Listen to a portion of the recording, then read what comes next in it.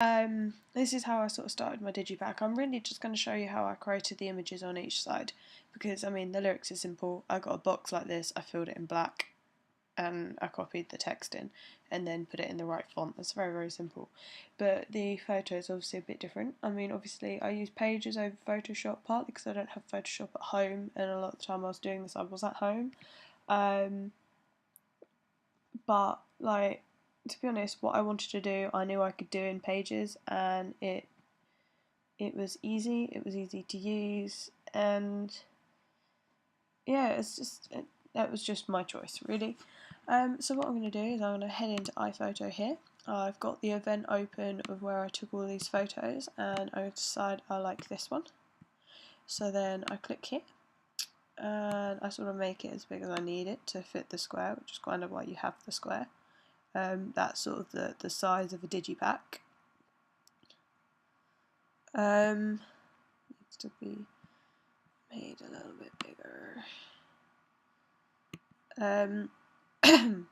So I've got that, and you can't really crop in Pages, but you can do this thing called editing a mask, which I find works just as well. So you click on here, and you pull it up, and then you sort of create the shape that you want to be seen out of this photo. So bring it down to this square,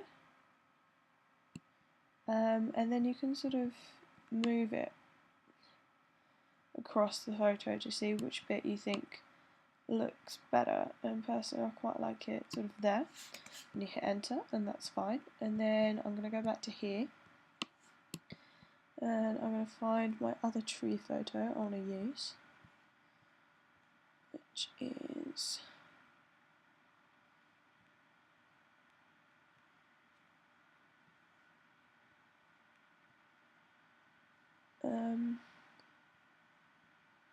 this one. I'm going to put that into Word, click on this fella, and move him out of the way. So then you can do the same for this. So you edit the mask, you pull it to obviously to the size of the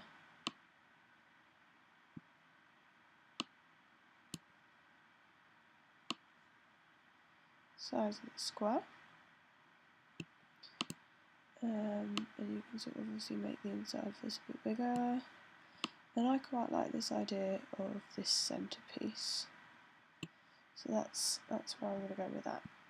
Now I like this one on the bottom because it's the more solid, and then you drag this one on top, and it's very simple. The opacity is up here, and you can basically just mess around with it, see what looks good. Obviously you can also type in, you can be like proper specific, so you can go for 47, you can sort of go for 56 if you feel like it, you can do 67, and you see what I mean, you just sort of play around with these images, and I mean obviously you can do that, and you can bump that back up to 100, this is something I had to do a couple of times, and switch them around. So actually this one becomes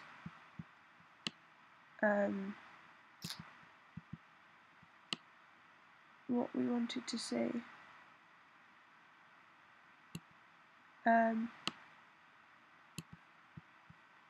On top, and then you can bring it in. Oh, that's 6, that was meant to be 60. And bring that in over the top, or do it that way, and obviously likewise you can do the same, go to 54, and stuff like that. So this is really how I sort of created it.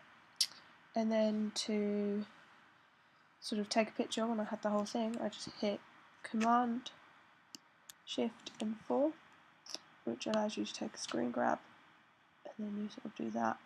And then you have a picture, and that's how I created our digipack.